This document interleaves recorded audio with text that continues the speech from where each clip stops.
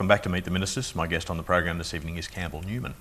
Campbell, is military training good training for a life in politics? There's a lot of ex-military, but particularly working in the field of logistics these days. You have a background in engineering as well. Is it something that kind of led you into politics? I know you had a long career working in the private sector, but was there politics in the back of your mind when you were coming out of the military? No, never at all. Look, the thing about my careers is they've actually, they have prepared me for this job. 13 years in the army, so it was the engineering side of it. I suppose it's planning and delivery of projects, and then sort of 10 years in the grain industry predominantly, and also working as a management consultant. Again, sort of delivering major sort of projects, and work in that I was working in logistics. So, it all sort of meshes together pretty well to help with the things that I've done in the last 7 years as mayor. Well, it strikes me as that at that time when you were thinking about the job that you saw that needed to be done here in Brisbane, you think, I actually have the expertise to be able to take this on and to do a good job of this. That's where I was coming from, because I mean, I was sitting there, and we're talking about back in 2001, 2002, and I'm thinking, where is the investment in infrastructure? If you go back to those days, they're not so long ago, nothing was happening on the road network. There were no projects at all going on around the city, and there really wasn't an investment in public transport. And if you look at what's happening right at the moment, there's an explosion of activity, which even though I'm out of that now at the moment, I'm still very happy to see it all going forward. What's your day consist of these days? I mean, it's an interesting period you find you're in. We're coming into a state election, and we all know the job that you have ahead of you there. How does your working day, your working week revolve for you? Well, they're all different. Normally I'll get up and I'll go for a run at about 5:30, 5:40. Nice and cold at the moment. Nice and cold, and it doesn't matter whether I'm in Emerald, like I was a few days ago, or in Brisbane. We have a phone hook-up around about 6:15, and we talk about what's in the news that morning and how we'll deal with things. Obviously breakfast, but then I'll be off and away, so I'll probably go to meetings. I might be out door knocking in the Ashgrove electorate or in one of the other electorates with one of our candidates. I might do a lunch with people in the community or the business community. Afternoon, more of the same sort of things. Could be visiting a shopping centre, talking to traders. Could be out getting photographs taken for the campaign. And then usually in the evening I will have some sort of dinner, and then probably some sort of activity afterwards. So it could be making a speech, or then going to a P&C or a P&F. So pretty full days. They're usually sort of at least 12, 13 hours. Yeah.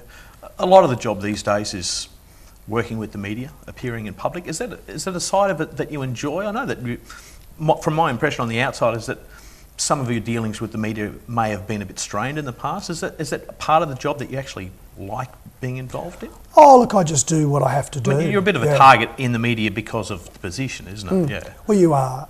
It's just something you have to do. I mean, the media and politicians have this sort of interesting sort of relationship. It's sort of it's a symbiotic one, love-hate, and I think it's the same. I'm no different from people on the other side of politics. I certainly know some of my political opponents get pretty touchy with reporting. We hear the stories of them ringing up and abusing people, and journos and getting stuck in. So I mean, I don't do that. I'll put that to you. Yeah. That's counterproductive. But it's just something that you have to deal with the situation. You have to go out there every day and talk about what your agenda is, and be putting forward what you plan to do. Is it a day-by-day thing? You deal with what you have on that day and then move on to the next day? You always think about the big picture, of course. There's a lot of things going on. Well, we've always got to deal with the day-to-day, but we're trying to put forward a particular agenda about what we want to do for Queensland. It's hard when there's no election, because at that stage people aren't particularly listening. But when the election's called and things really ramp up, then we'll be talking about that agenda, what exactly we'll be doing for Queensland. I mean, I am doing that at the moment, but it doesn't get a lot of coverage because, I mean, the current government have to get on and sort of look after the state themselves. And I see the parallel straight away of you coming in, standing for the position of Lord Mayor and winning that out of the blue. Well, out of the blue is probably the wrong way to put it. And a similar sort of situation coming in, you're sort of coming in from left field as the leader of the LNP. once again, you come back to the thing and say, I've done this before, I know that I can do that again. Is that some sort of situation that you see in front of you? Well, that's what we're certainly saying to people. Whether we can do it or not, history will sort of judge. But it can be done from the outside. I mean, and we didn't really have an alternative as a party. This was the path that we had to take. At the end of the day, it's about giving Queenslanders an alternative. So, because I think that they do want to change, and we're now offering that change. So I've pulled together a great team of people. Both the parliamentary team and the candidates across the state, and they're all out working very, very hard. And I think there's a great sense of unity and purpose that we've achieved already.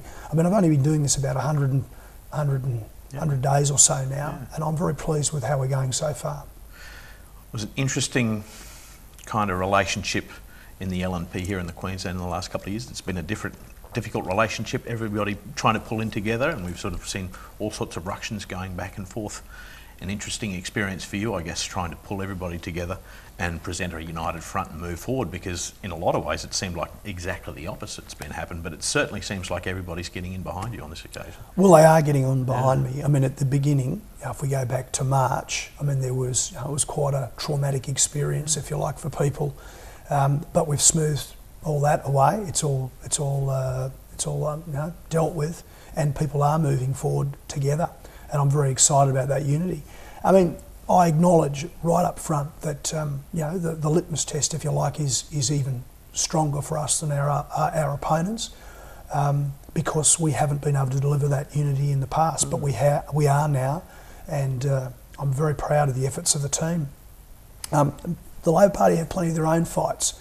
It's just that I think perhaps the media are a bit more forgiving because they have been in government for some time, so people are probably more accommodating of the punch-ups they have, and they are certainly having some punch-ups at the moment. Yeah, and the media, it's very easy for the media to focus on the negative aspects without sort of moving forward. Yeah. Look, we're going to take a quick break, and we're going to come back and talk about your relationship with your family, the influence that your wife Lisa has had on your political career. My guest on the program this evening is Campbell Newman. This is Meet the Ministers, and we'll be back after the break.